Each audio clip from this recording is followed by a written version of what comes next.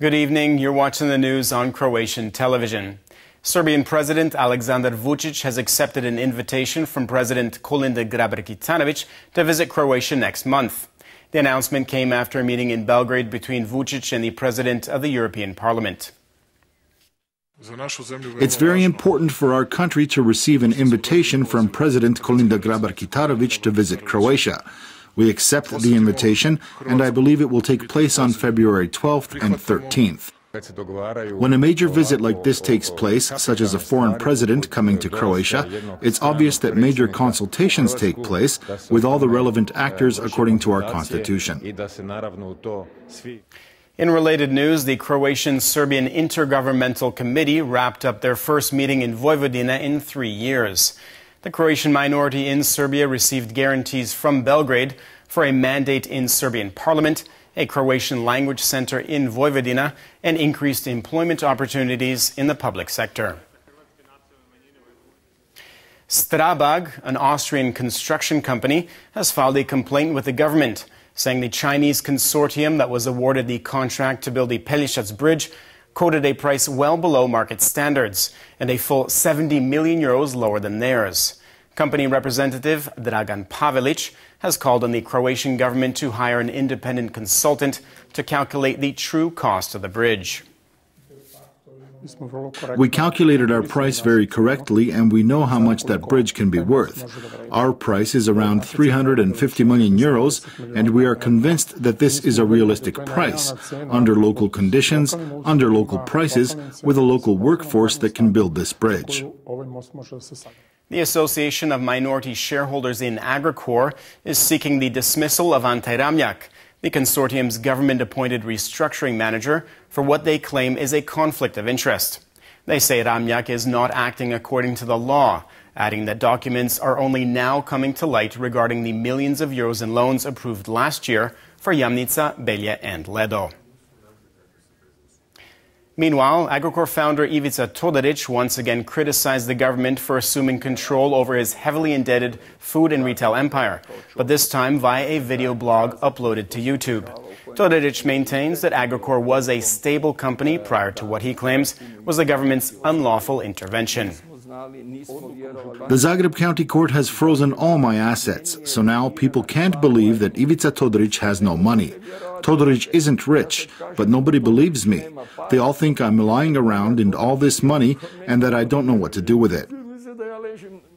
Agriculture Minister Tomislav Tolušić spoke in Parliament today in defense of changes to the law on agricultural land.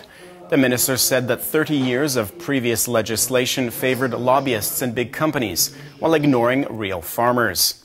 He added that this resulted in the mismanagement of state-owned land and a drop in agricultural production. They favored non-farmers and people who did not understand agriculture. They favored those who did not pay contributions but received subsidies.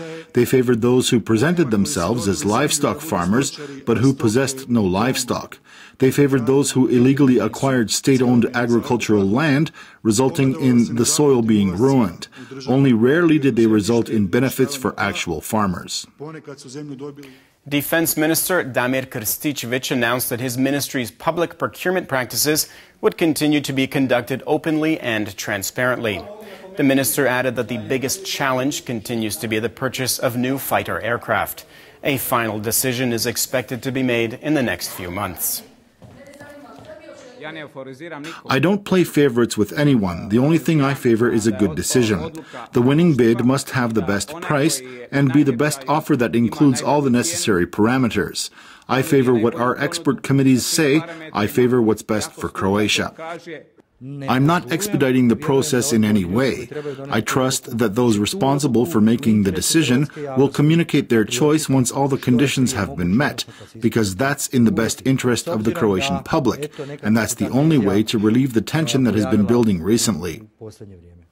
Taking a quick look at sports, there are only 9 days to go until the start of the Winter Olympics in Pyeongchang, South Korea. Croatia will be sending 20 athletes to compete in 4 sports, making this the second largest team ever sent by Croatia to the Winter Olympics. I'm ready both mentally and physically. I've been skiing very well lately and have managed some excellent results. Everything's going according to plan, and I can hardly wait for the games to begin. In tennis, following the excellent results achieved at the Australian Open, Croatia's top players are in Osijek to face Canada in the first round of the Davis Cup World Group. The number 3 ranked player in the world, Marin Cilic, will be competing along with Borna Ćorić and Ivan Dodig.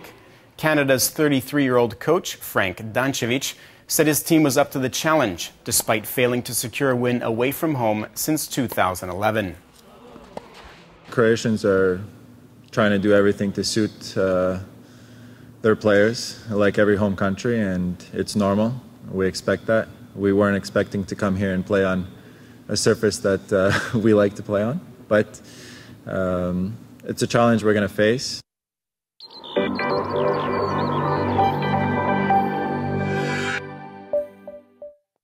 The weather forecast for tomorrow will be windy and unseasonably warm throughout the country. The Adriatic coast and mountainous areas will be mostly cloudy with scattered showers. Most other areas of the country will be sunny with passing cloud coverage.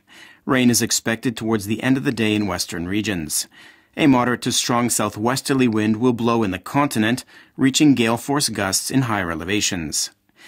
The Adriatic coast will see a moderate to strong southeasterly and southerly wind. Seas wavy and visibility limited due to rain. Morning lows of 2 to 7 degrees inland and from 7 to 11 on the coast will give way to highs of 10 to 15 degrees Celsius. Friday's weather will be changeable throughout the continent with cloudy skies and rain. As southeasterly winds die down, temperatures will fall, bringing snow to higher elevations. Saturday will be mostly cloudy with snow flurries in places, including low-lying regions. Sunday's weather will be more stable as clear skies move in. Expect a change in weather once again early next week. The Adriatic coast over the next few days will also be mostly unstable, with increased rain showers through till Friday. Rains will cease on Saturday, while Sunday will be mostly sunny and dry. Winds will be moderate to strong on Thursday and Friday, with gale force gusts coming out of the southeast and south. Northern areas will get a brief northeasterly wind on Saturday.